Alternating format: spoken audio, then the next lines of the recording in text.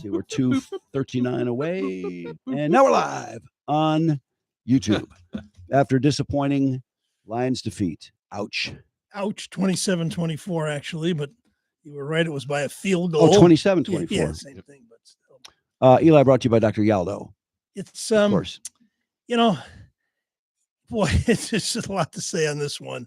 First of all, it makes everything very interesting. Now you got Green Bay 5-2-1, Lions and Bears both 5-3, Minnesota 4-4, and young J.J. McCarthy, just his third NFL game, missed 5 weeks with the ankle, played very, very well, and the Lions just lacking in so many areas. 77 yards and penalties, 10 penalties. Season high. Had a field goal blocked, only 65 yards rushing, 5 sacks. Montgomery, a costly fumble. Drop passes. Although J-Mo did make a nice, brought him within the 3 points late in the game when it looked pretty bleak before that. But, just not a perfect game at home. This happens in the, during the season in the black and blue division. And it's a tough loss, but and some guys got hurt too. A lot of guys went down and came back. Taylor Decker went out and came back. Ratledge went out and came back. Terry and Arnold we thought was out for the game. Penny Sewell got poked in the eye and hurt his shoulder. So they incur some casualties both in the standings and on the field. And 5 sacks. Boy, they did not protect Goff well. And Jahmyr Gibbs, who's been an absolute rushing machine, held to virtually nothing. I don't know. They couldn't run the ball. And in the opening drive, they just rolled down the field. Looked like we are going to have a big day of offense. Favored by 9.5 points. And when I worked for Gary Danielson all those years, he said, you're favored. You're playing well. The hometown fans expect you to win on a blowout. And, the other guys are good too, is what it comes down to. And it wasn't so much the Lions imploded. The Vikings fought like from the opening drive. Well, the Lions actually scored in the opening drive. The Vikings came right back down, and you got to give McCarthy and the Vikings some credit, man. The kid looked really, really good, and I thought that was a big advantage the Lions would have today with Goff having the season of his life.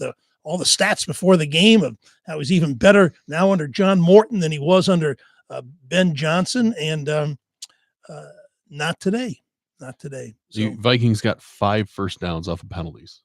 There was. I mean, the Lions outgained them per play, and overall they outgained them. So it was just those small, stupid mistakes, penalties. And what do you think of there were a couple penalty calls I know people were objecting to, but of course people always do. The roughing the passer. Yeah. Oh, where he landed on top. Campbell. Yeah. Marginal. And the Hutch leg kick was marginal. But, there was one stretch here where they were down 24-17. They get the ball back, move beautiful, 4th and 2. Goff hits Laporta. Then you got J-Mo blocking the back. Decker, hold. There was another one after that, and then finally they forced the offside on 4th and 5. But just not enough today. And the schedule doesn't get any easier. They go on the road for the next 2 games at Washington, at Philadelphia. Actually, of their last 9, 5 of them are on the road, and 3 of the last 4 are also. Bears won today big. They're playing a lot better than the Lions met them earlier in the year. So it's a very interesting season. Nothing assured. I don't know what their playoff odds are, but they're still pretty good. But this was a tough one today. The offensive line has looked really good in some games and really bad in some games. Not many, but it seems like when they're off, they're off. Like the opener against Green Bay, they were awful, and they were talked about all this position switching and everything. But they played well since then. But there's a lot going on. A lot of guys got hurt today. Yeah, a lot of guys were just beat up. Yeah. Ratledge, Sewell, who's they're all pro, and Decker. So it was a tough game all around. But Minnesota's defense, they've got guys hurt too. They've given up, I think, 65 points the last couple of weeks. They were playing well before that, but I don't know. Did you expect Minnesota's defense to do anything like that? Todd Bowles is a great coordinator, and he pressured at the right time, attacked Goff at the right time. pretty much negated the Lions receivers. And what started that first drive with Laporte at 66 yards on 3 plays in the first drive, including a 40-yard touchdown on fourth down. Carrying guys in. And you're saying, oh, this is going to be another rout. No wonder they're 9.5-point favorites. Then, man, back comes McCarthy. In fact, Jordan Addison dropped a touchdown on the Vikings drive coming back, but then he hit Jefferson for the touchdown. Then they take the lead, 14-7. It was just a small correction. Brian Flores is their DC. Because remember we were talking. Todd Bowles is the coach of the Bucs. Yeah, well, we were talking about both of them off the air, hence the confusion. And I said I confuse them all the time. Yeah, because it's one of those things where it's like Miami. Why did Miami ever get rid of Brian Flores so they could have a lawsuit? And look how good he's been with the Vikings. Yeah, he just called a great game today for those guys. Van Ginkel, what a name! Oh, that guy! God, that guy's a lion killer, man. Van Ginkel. He's always plays well against us. He's an Anzalone lookalike too. Oh, Anzalone got burned so bad on that third down run by McCarthy, the touchdown run. Oh, I know. He scrambled touchdown by McCarthy. He was just. Well, there's a reason they got rid of Darnold in Minnesota. Yeah, that was taken into question because McCarthy played well in the opener. I forget who it was. Wasn't that on the? Was one of those? Started slow. He threw a and pick six, and then he came back in the fourth quarter. Yeah, and he played pretty well in the second game, and then he got hurt, and you didn't know what to expect, and you didn't expect him to play like he did today. Well, the biggest play was the final third down. That pass to Naylor was just perfect. Yeah, 35 great catch Lions too. Have a great chance to get the ball back and kick a tying field goal. And Arthur Mallett, is it Mallett? Mallett. Yeah, he had a couple of tough plays today, but man, and Terry and Arnold, we thought was out for the game. He came back. That interception he had was ridiculous. Where they had to review it, where he stripped it from the guy, the bobble interception. I mean, they're still a really good team. It's just stupid little mistakes, mainly penalties. Yeah, to give another team 5 first down on penalties isn't, you can't forgive that. Yeah, they had so many chances on offense. I mean, look at just amazing how many drives were just really hopeless. Lions get the ball the second time in the second half, and Montgomery gets it punched out near the goal line. Not the goal line, but Minnesota takes off at the 35. Take off at the 35 and bring it in and make it 24-14. That's when Decker. Well, whatever. It was just. So how many yards did Minnesota have? Like 260? Yeah, 240 or something. In the Lions outgained them. How do we go up 27 points? How many points did we give them? We gave them the points. Well, they scored 27 points. We gave them 3 on the punch out of Montgomery. Montgomery. More than that, they scored the blocked field goal. We gave them 3 more. No, you got to remember they gave him a touchdown when Montgomery got it knocked out. That's when McCarthy scrambled in. We gave him 3 points, or the Lions gave him 3 points on the blocked field goal. So that's 10 right there. Yeah. They had 2 really good drives in the first half. They also Minnesota 258 for the yardage, but Minnesota also had good field position on the first return on the kickoff. Remember, they had another kickoff touchdown. 99 yards. Wow! I mean, they just had really good field possession all game. You blew it. Not really, but it seems that way. Felt that way. I don't know. I knew that'd be a good game. I just thought. I thought coming off a bye, they would not be making stupid fucking mistakes. I just expected them to move the ball with more ease than they were today. They were struggling to get drives going at all. Usually when they lose a game like this, they'll be in the other side of the field a lot. It just seemed like third down, we just didn't have a play. No, we get sacked. At one point, they were 2 for 9 on third down. I wrote it down. That was very unimpressive. But they did go. They go 3 for 3 on fourth down. 2 touchdowns. 2 touchdowns, and they also drew him offside on 4th and 5. That was pretty brilliant at the end of the game before the JMO touchdown that brought him to within 27-24. So you can look at a lot of things. There were 10 or 15 kind of plays that could have made it go one way or the other, but they lose, and that's the way it goes. 5-3. So let's see who else they lost to. They lost to Kansas City, they lost to Green Bay, and they lost to Minnesota.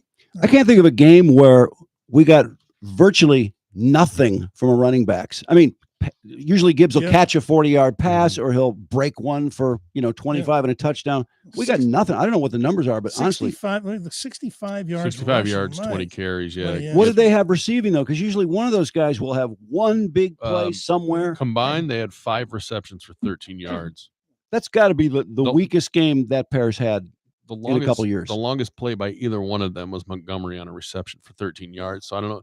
That would have been the little swing pass what they ended up scoring on. 31 yard swing. Yeah. And St. Brown actually dropped the second pass.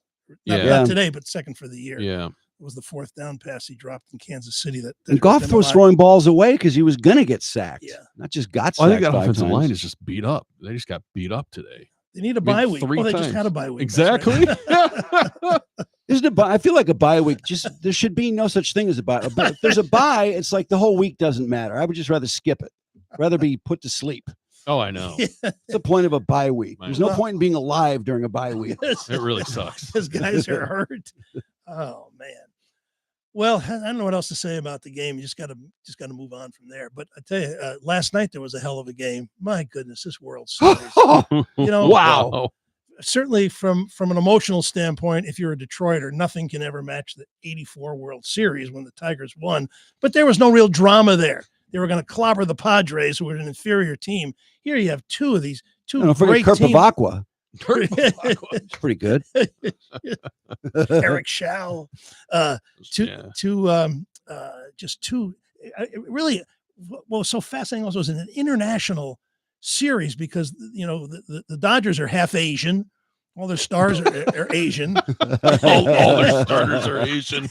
Max Muncy's Asian? No, but they're the best player in the world is Asian. The MVP of the series was Asian. Their star reliever before Yamamoto came in and won it was Roki Sasaki, another Japanese player. Did you know they have another Asian coming who's really good? Like $200 million. Supposedly going to pay some guy. I think he's a hitter coming next year. Look at the money. The last 3 guys that pitched for them last night. Take the starter as a $70 million guy in Ohtani. And the last 3 guys were Glasnow, was $136 million. You got Snell, $182 million, and Sasaki, $325 million. So there really is something to say about the salary imbalance in baseball. Also, that they've spent their money well. The Yankees spent crazy money on teams that were not good, terrible. Mm-hmm. Guys didn't come through. These guys all came through. And it's not even mentioning the $30 or $40 million players like Mookie Betts, Freddie Freeman. So this is a $500 million team. That's because only $330 is salary. The rest is luxury tax. So their luxury tax of about $170 million is more than the Tigers' entire payroll. Just the bonus they have to pay just for paying all these guys that money. But it's LA and they got it. I thought Game 3 was maybe the greatest baseball game I've ever seen, and some people were pointing out some other games like the Pudge Fisk waving the ball fair. Yeah, that was a phenomenal game. Boston, Cincinnati in 75. Game 7 was pretty incredible. I don't know if it was Game 5 incredible, but the messes the Dodgers got out of at the end of that game, the 2 innings that Toronto had the bases loaded.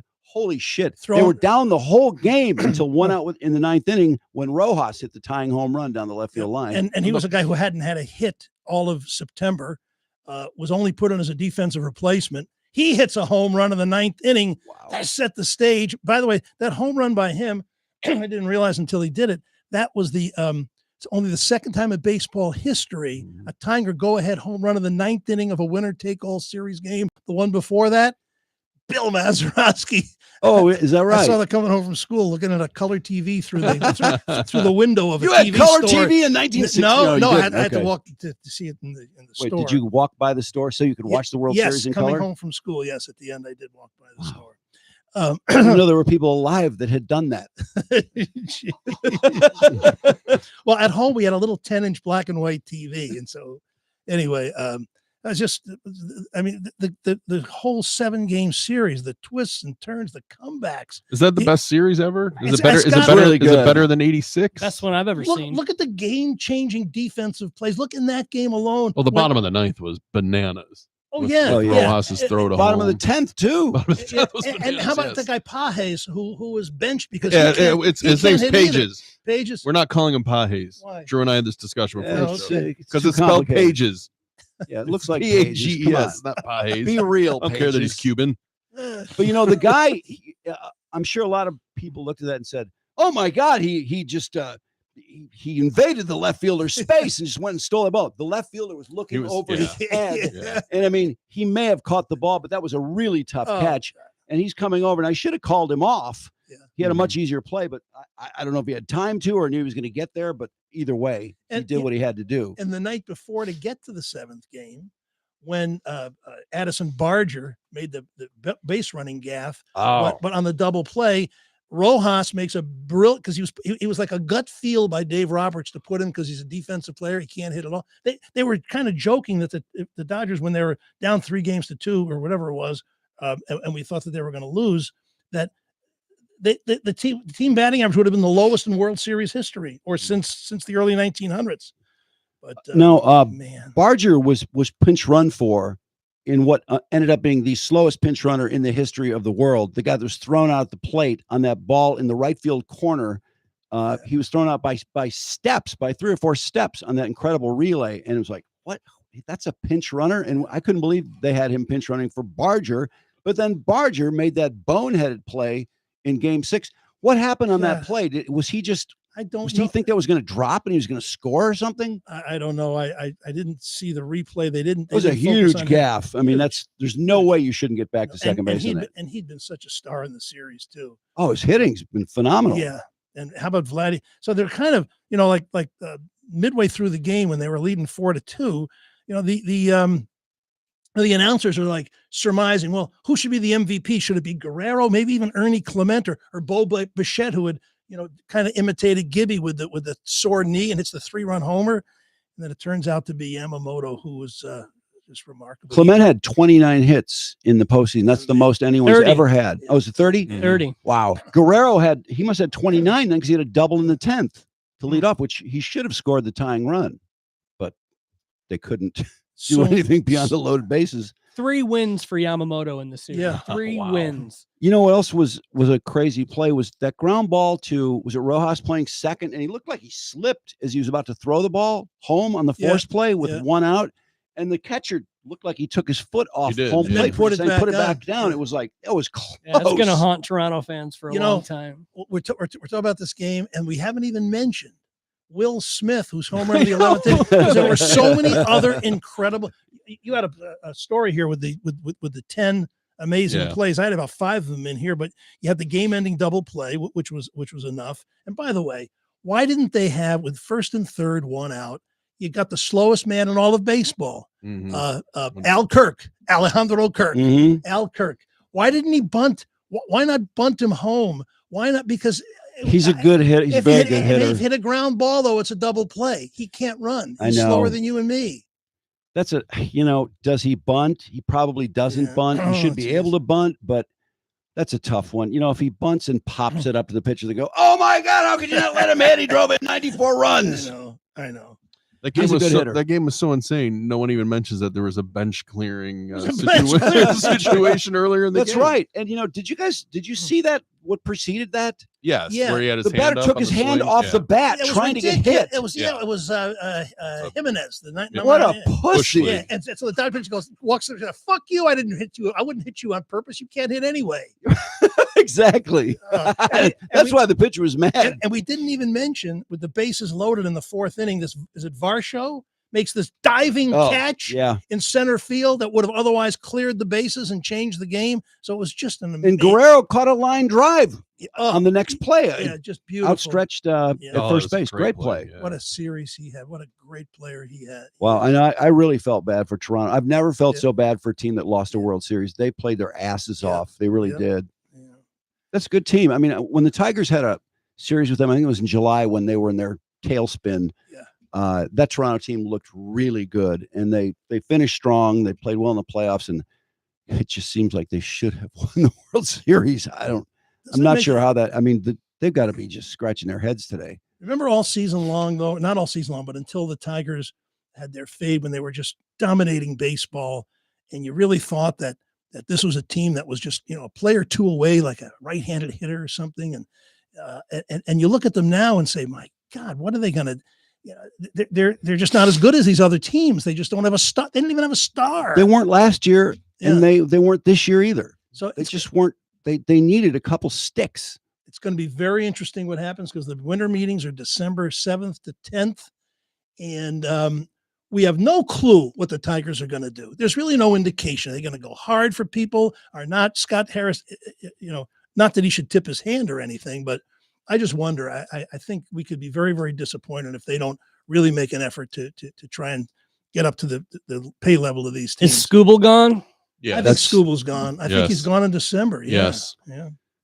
Well, what are they? I mean, They can't then pay him. I feel like next season's gone because you've just thrown your number one starter out the window. So we're just playing for the future. Now it's all about prospects. If they go out there and they take some of the money that they might have paid him, but they're not going to give him $400 million, and they get a couple of these pretty good free agent pitchers, whether it's Framber, Valdez, or whatever, they could, they get a hitter. Who knows? That's why it depends. What are they going to do? Are they going to say we're happy with? They are going to bring Kevin McConaughey up and say that's all we're going to do? I doubt it.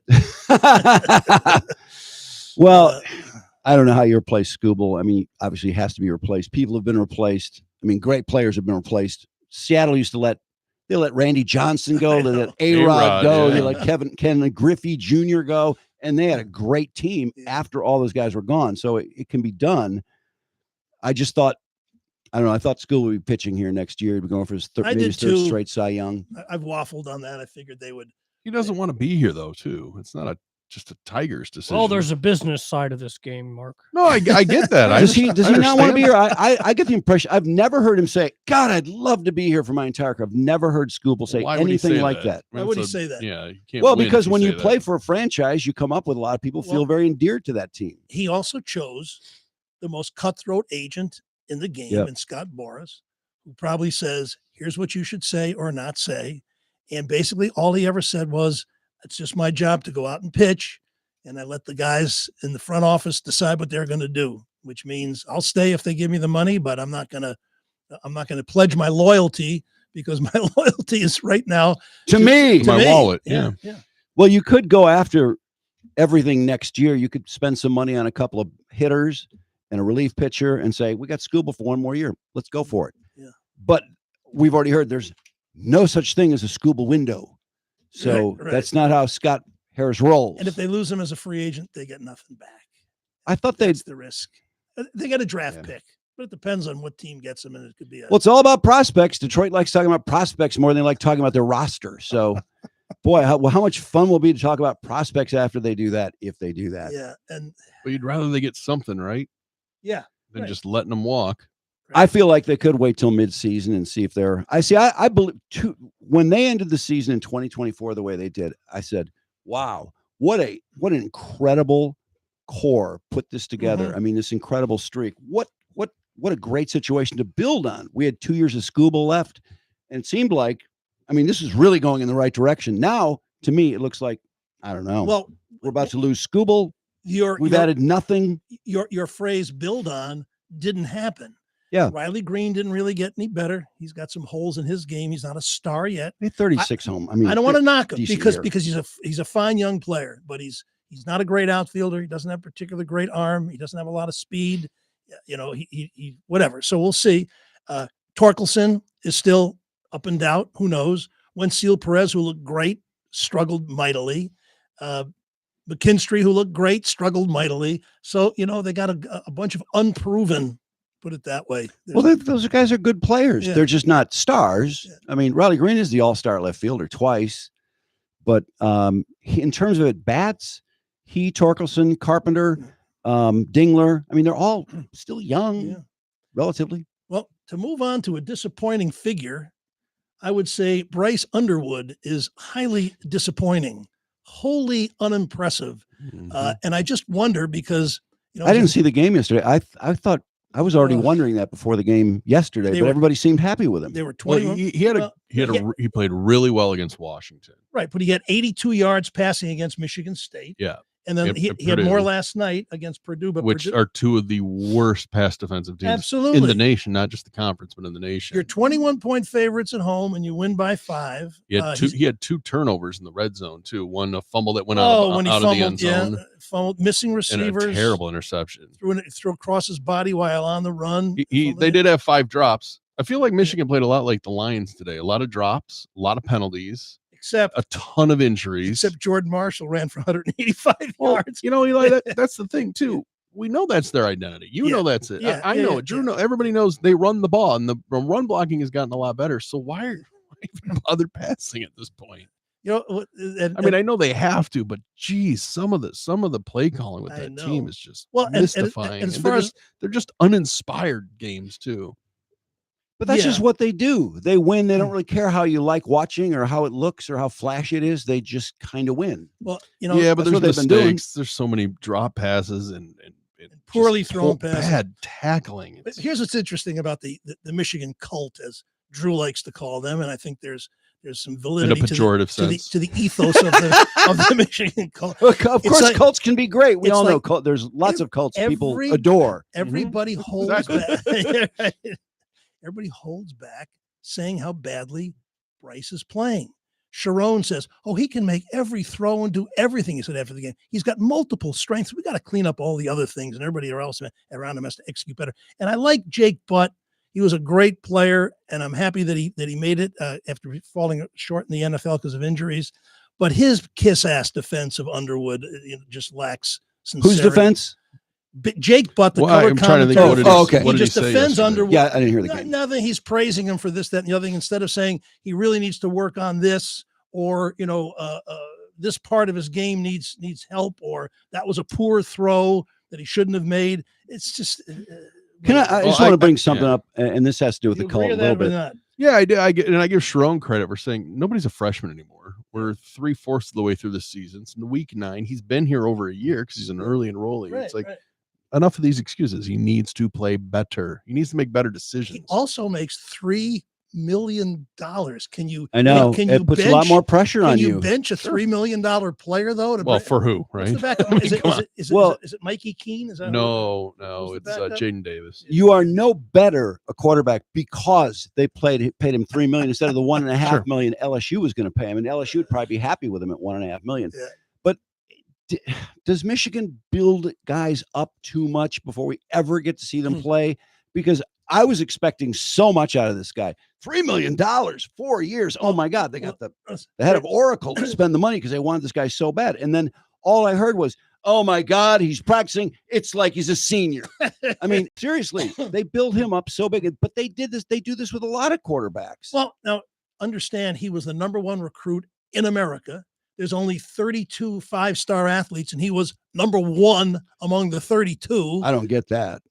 Well, I mean, I would not have thought he was #1. I don't know who is, but yeah, well, he hasn't turned out that way. That's for sure. But anyway, Michigan is still alive. They got to they need to win at Northwestern and at Maryland, which shouldn't be that hard. Maryland got beat 55-10 by Indiana. Oh yeah, God, Indiana's so good. I don't think Northwestern's awful though. Yeah, they are. They're awful. They're okay, well then they beat Penn State. Exactly. Penn State's pretty awful.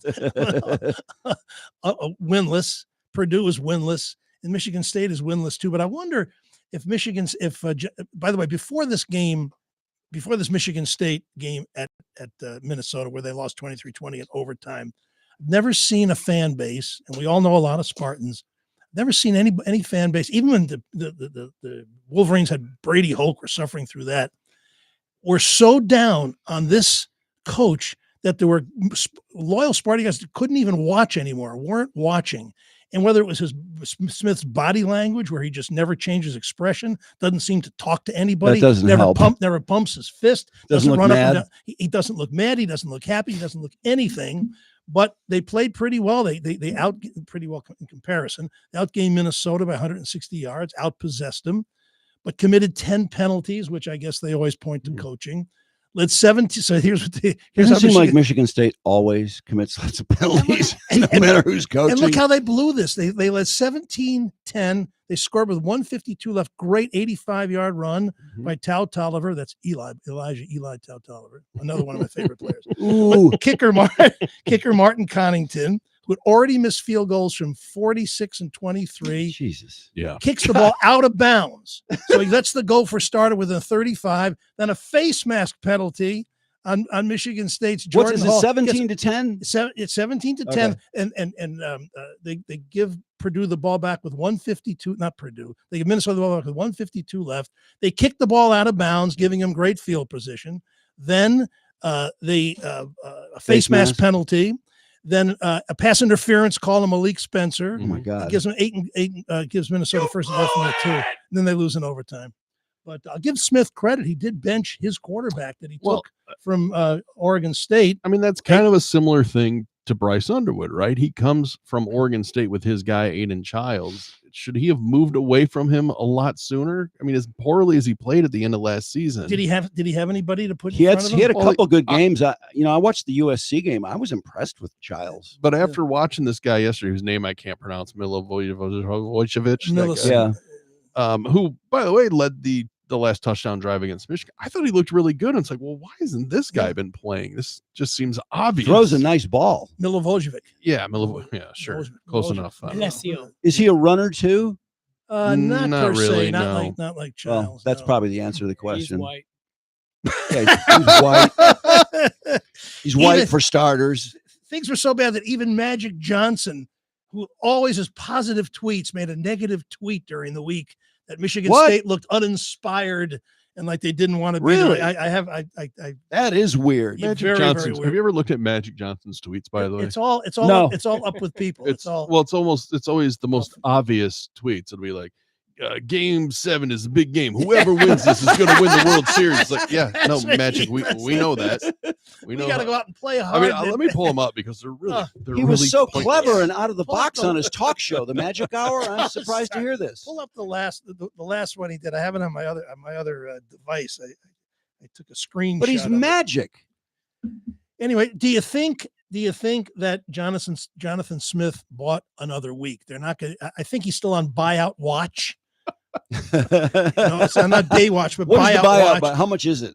$33 million. Come on, that's God. If they fire him, it's only $550,000 a month for 5 years. That's all. It's amazing. Magic's last tweet, by the way, he tweeted a bunch of championship things. He said 18 championship rings for me, NCAA, 11 with the Lakers, 1 with the LA Sparks, 1 with the LAFC. Oh, come on. 1 Team Liquid, whatever that is, and 3 with the Dodgers. He hasn't actually been a player on one of those in 30 years? He owns 20 teams. 40 years? I mean, he owns every team that starts with LA. What an arrogant! That is arrogant as fuck. Team Liquid is esports. Look how many championships I have. He's celebrating video game victories. Well, I mean, I would too. I'm just saying. Okay. All we hear, it's not just me getting letters from my school. I mean, everybody's, we need money so bad. And yet, because all this money from outside is being pushed into these programs, there's more pressure than ever to give up on people. Get somebody new in there. Yeah. And then you have to spend more money to get rid of this guy. Yeah. I mean, well, it just means they need more money. Are you following the James Franklin to Vatek? Yeah, because he's going to be your next coach. Those rumors got really strong last week. In fact, social media is blowing up that Drew's going to start pumping dollars into the program again. James Franklin would be a good coach for Virginia. He would. Tech. Nobody wants him. I know, but he would be a good coach for Vatek. No, he'll bring good players in, and they'll get good, but then he'll be terrible game coach, and they'll lose horrible games when you think they're going somewhere. Yeah, but I'll get players there. There's nothing worse than having a terrible game coach, and he is the ultimate terrible game coach, isn't he? Really? Well, Sharon Moore's not very good. You just can't beat anybody good. That's all. I feel like everyone knows that James Franklin's a terrible coach now. He's not a terrible coach. I mean, he gets a lot of praise for being a good coach. Why he can't beat certain teams, I don't know, but he's not a shit coach, I think. He's a shit game coach. In the whole scheme of things. Makes some very questionable decisions. He doesn't know when to go for 2 either. No, which should be always. We saw that in the 14-9 Michigan game. Here's Magic's tweet from October 29th. With the series being 2-2, Game 5 is very important. Whichever team wins this takes control of the series. Thank you, Magic. I haven't heard that before. And he was wrong because Toronto won Game 5. Believe that? Where's the one before that about Michigan State? Shohei Ohtani hits 2 home runs in Game 3 against Toronto. Words can't express how great he is. What a powerful tweet. What a strong take. I'm such a wordsmith, I can come up with no words. I found your Michigan State one. It's been hard for me to cheer for my Michigan State football team. They are 0-5 in the Big Ten. The offense is lacking imagination, and the team overall looks uninspired. That is negative Magic. That's pretty weird. That's a rarity. Which you don't ever hear from him. Yeah. And the offense does lack imagination. I actually agree with him about that. That's what I found hard to digest if I was a Michigan State fan watching them against Michigan. Oh, don't they have anything else they can do? October 23rd, another NBA MVP candidate, Anthony Edwards, put up 41 points in the Timberwolves win over the Trailblazers. What? Okay. Okay. That's what I go to Magic for. Actually correct, I guess. Maybe he's trying to get into sports writing now. It's bad in some places. Like Deion Sanders wouldn't allow his players to talk after Arizona clobbered him 52-17. The week before, they'd lost 53-7 at Utah. He goes, and he wouldn't let the players say, he says, don't attack the coordinators, don't attack the players, come after me. He said he had good practices. He says, I know a quarter when I see one, and I haven't seen that. Okay, so he's defending his team. That's good. Wait, so what's the point of not letting the players talk? Because he just didn't want them to have to explain why they lost by a total of 105. How often do college Division I coaches not let their players talk? Yeah, rarely. But not only that, this is a guy who has filmed every aspect of his team and put out reality shows and social media ad nauseum, from the time he's been there till now. And now it's like, because your team sucks, you're 3-6 and getting blown out. Not allowed to talk. Now we're locking it down. It's just, that's the problem when everything's open and things are going well. When they don't go well, you lock it out. It looks weak. He got so much love when he got to Colorado. And his son was playing great. Travis Hunter, his other son, Travis Hunter. Good Morning America would lead with the Colorado game on Monday mornings. My God, Jesus, get over it. But that's his best performance as the host of the Miss USA pageant.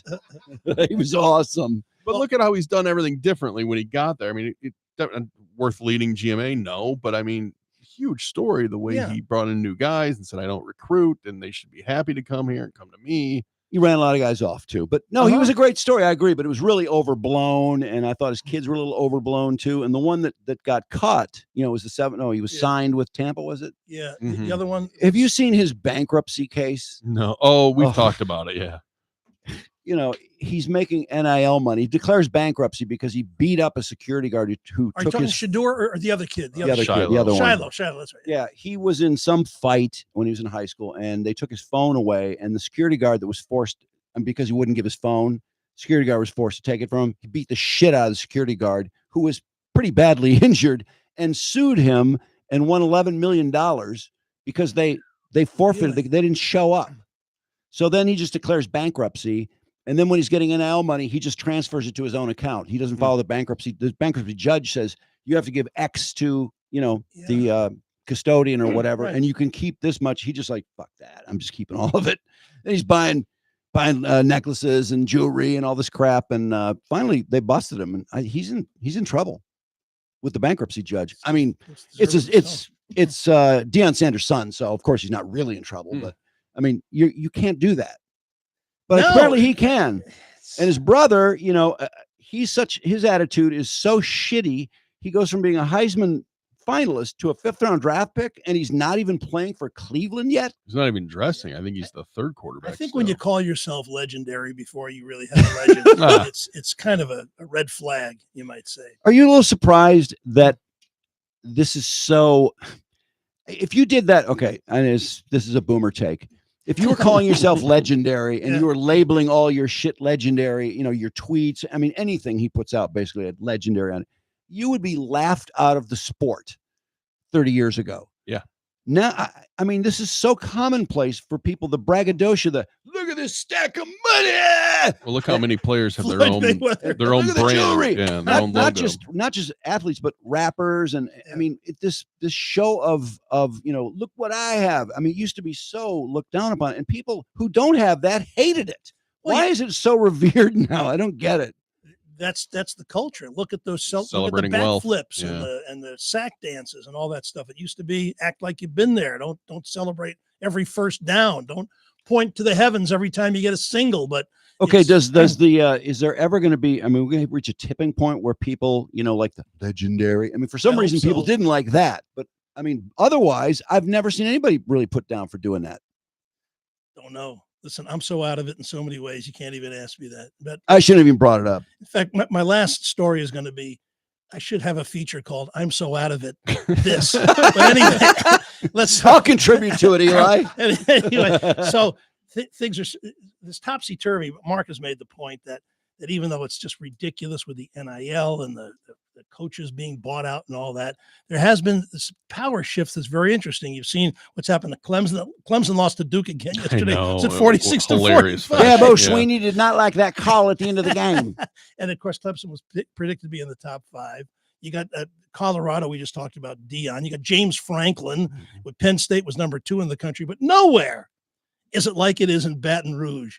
Did you see this week? Yes. Not just the $53 million buyout of Brian Kelly. That was jaw-dropping enough. But on Wednesday, the governor, the brash, tough-talking Jeff Landry, stands at a podium at the Capitol, flanked by all his lieutenants, and berates the AD, Scott Woodward, who both signed the, quote, terrible contract, and says Scott Woodward is not selecting the next coach. He goes, what? He said, I'd let Donald Trump select him before I do it. The Board of Supervisors is going to come up with a committee to find us a coach, and LSU will never again agree to such a contract. Well, that's a standard contract, okay? You're going to find a coach and have to pay him if you want to keep him. So I'm sorry, but when Brian Kelly was hired, he's a pretty big name. It was a pretty solid hire. Yeah. Did people really mind that hire? When no, it he did happened? great at Notre Dame. But they liked it because it was a big name, but a lot of people, do you remember when he went down there and started talking in a Cajun accent? Yeah. And some were like, this is kind of a weird fit. I don't know how this is gonna work. Well, he's an asshole. But, I mean, he's you're always right, been an you're right. asshole. But yeah, it was seen as a pretty remarkable hire. And now Woodward's out, by the way. They fired the governor, the athletic director fired. So what coach is going to want to go there, which it would normally be the best job out there. Well, better than Penn State, better than Florida, better than Auburn. If even Jeff Landry likes you, the governor. But they act like Lane Kiffin is it like it's Lane Kiffin's job already. Why would Lane Kiffin want to go there if the governor is involved with doings on it? Your football program, in fact, because he probably thinks he'll go to 14-0 after he made. But he could do that anywhere. After he made that speech, social media reaction was, "Is this fake?" Why would a governor publicly berate a public employee? And somebody wrote also, a prominent school figure was quoted, "This is some embarrassing bullshit." That's before. Well, for a contract that wasn't really that terrible when he signed it. Yeah. What's Kelly's record there? Is it really that bad? No, 34-14. But it's bad. It's bad against ranked teams. Yeah. I think he's under 500 against ranked teams. Which the problem is you're coming after You're coming after Ed Ogeron, who won a championship, and they ran him Saban off. who won a championship. Well, and Les Miles, who won a championship. They ran him off. And they all had they were 750 or better against ranked teams, and he's under 500. But just because he wasn't going to win there. You can't be named a head coach at any university and be expected to win a national championship. It's not a guarantee. Yeah, but did you really think Brian Kelly was going to win a championship down there? Well, the way it's been going, I don't think so. It was a very different culture at Notre Dame. He changed a lot. He was the fired president. A lot of guys, and he goes to Louisiana Tech, or LSU, which is a more of a staid, historic program where a lot of people stay. And he's very Southern fried too. And he fired firing people there. But now there's no athletic director. There's no president of the university. So who is running that program down there? Well, they had a bye this week, so at least they couldn't lose. They can figure. So, but this was there's even one more shocking thing in college football this week. College athletes, of course, are not allowed to gamble on college sports, and you can't advertise gambling on college games, which is a break because it's everywhere else. But last week, the NCAA, did you read this? Approved a rule change to allow college athletes to bet on pro sports. The SEC commissioner, Greg Sankey, goes wild over that. And again, it's what Tom Izzo said. He said they're just scared of a lawsuit. And so if every other college kid is allowed to gamble on pro sports, how can you say, I suppose you can make an individual rule on your team, but it's legal. And that's the problem. And that's what drives me crazy. Oh, it's a terrible idea. It'll have terrible consequences. But it's the law. So somebody's going to sue and they're scared of the, you guys have made fun of me, deservedly so, for my obsession with gambling. I understand. Eli, I'm similarly. I've been waiting for this. We've talked about this. This is going to be bad. All this emphasis, all this gambling and sports being, in lockstep together. This is not a good thing. This is something that was insisted could not happen for decades upon decades upon decades. You guys are always focusing on the negative. Come on. Listen, it is. When you watch the FanDuel Network, which is a gambling entity that uses sports to promote gambling, you can't escape it. It's overwhelmed the game. It's in every nook and cranny. It's the crawl under the score. It's all the announcers are in on it. You come back from a break and hear the new one. Odds subject to change because you can bet on the outcome. You've done this, and I got buddies that do this. Oh, in-game betting? Bet all game. So in other words, you take the Lions with minus 9.5, and then during the game you can bet again. Well, you're chasing. Bet again. Bet again. Bet again. Yeah. So it's just it's. Well, the only thing that assuredly, I mean, and they didn't say this when they were approving all these things, but we know that there will be plenty of people that will go down that horrible hole of gambling addiction, and we're just encouraging it. Absolutely. So, when you discourage it, it happens, but when you encourage it, of course, more of it happens. So then on top of that, I agree with that, all that. On top of that, to me, it looks the shamelessness of Kevin Hart and John Hamm and Jamie Foxx and Derek Jeter, Wayne Gretzky, Lionel Messi, Charles Barkley. They all the announcers.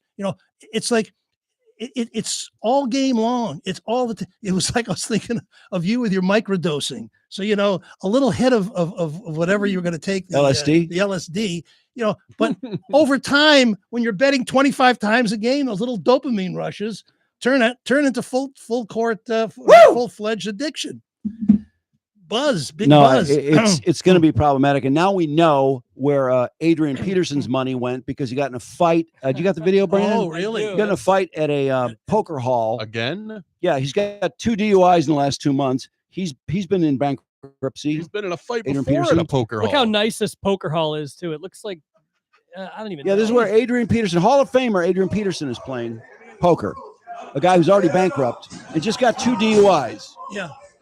I got to tell you, he's an NFL Hall of Famer, but this regular Joe gets the best of him. Geez. Oh, gee. He beat Adrian. Whoa. He's on the left, right? Yeah. Correct. Okay. Here we go. Now, with his hands down, he's like Ali. Look at this. Holy shit. Holy. Oh, pardon me. I'm carried away. Excuse me. Well, he's doing pretty good so far. I think the other guy was doing better considering he's up against the NFL Hall of Famer. That's true. No. Wait till he has a switch in his hand. And I wonder what happened to Adrien Peterson's money. Yeah. I wonder. I'm really and he's still gambling. I'm glad that everyone has been forced with this Chauncey Billups thing to think about gambling a little bit more. And when the stuff you read about the people he hung out with, this guy Ernest, who was his Eric Spook Ernest, is Chauncey's criminal pal, had won a couple of so they're playing in one of these mafia games, and Chauncey and Spook, or Ernest called Spook, win a couple of hands. In fact, one of them drawing to a straight draw to meet on a hit on the middle card, which is like a really long shot. So one of the guys monitoring the game, a woman, Sophia Wee, inserted another member of the cheating team into the game so that Billups and Ernest could purposely lose and dispel suspicion against a guy named John Doe 1 who lost $1.8 million. So Chauncey, man, he's coming up again on November 24th. I believe he's going to be that's his next court appearance, and I think everything they're saying about him is probably true. Mm-hmm. And when I traveled with the Pistons, he was not one of the big gamblers. The guys on the plane, were Hamilton, and by the way, they gambled happily on the plane. They laughed. They had a good time. They'd win or lose $3,000 or $4,000, $5,000. They didn't care because they're making $150,000 a game. It was no big deal. But Chauncey was not one of the big gamblers. In fact, the guy that won all the time was Tayshaun because he was a little more thoughtful. He didn't go in on every hand and lose big. But for Chauncey to be the guy, and I think it shocked everyone to look at this a little bit more deeply. Okay, here's my one more thing on gambling. There's a great article in Rolling Stone about Otani's interpreter, who spent $300 million. He bet $300 million in total. He was $40.6 million in debt when this thing came to light. Interpreter, please. How much in debt? $40.6 million. But he bet $300 million overall. His bookie said, "Oh yeah, he's gambling every 5 minutes. A new bet would come in. He was just betting constantly." So he got $300 million. He owed 40, so he lost 12%. You're only supposed to lose 7%. So he was a bad gambler. Wasn't the greatest gambler. No. And there's another story in there about this crypto guy. That's just, oh my God, unbelievable story about this teenager who became this crypto multi-millionaire. And eventually he owned a sheriff's department of cops who were security, who were basically extorting people out of their phones, which he would then take their crypto out. I mean, it's just the most wild story you could ever imagine. Jesus. But money. It's crazy how they come down on gambling way more than they do on crypto schemes. I mean, seriously, they're both legal. Well, the sports need the money. That's why they've complicit in all this from voting against it and pushing for decades and decades. Now they're all in. And when you pay Aiden Hutchinson $180 million, you got to find revenue streams. It's stunning, isn't it? How much money? Anyway, so here's this week's. I'm old and so out of it. So I'm in Royal Oak on Thursday night. I'm going to eat at Lily's Seafood. Oh, by the way, did you know Warren Pierce? Yeah. I was going to see Warren in the hospital Thursday. He died Friday. Oh, Warren Pierce? I did not know that. I was unable to see him Thursday night. He got wheeled out in a gurney. It was really sad. Yeah, WJR for decades. Yeah, and he did some TV too. Anyway, I was going to see him. And Fox 2. Yeah, he was an anchor. Yeah, that's right. Anyway, so I'm walking toward and the Royal Oak Theater there's a line all the way down 4th beyond the end of the block, all the way around Main Street, way past your restaurant there. Mesa. Bunch of 14 and 15-year-old kids just shivering in their T-shirts. I'm thinking, what are these fucking idiots? And on the marquee it's got to be a big act. It's Lil Tecca, Lil. I'm thinking there's Lil Nas and Little Kim. I know that. And little what is Little everything. There's Little everything. Look him. So who's Lil Tecca? Wayne, yeah. So Lil Wayne. So we go into an hour later. I come out and there's more kids out there lined up all the way around, freezing their asses off.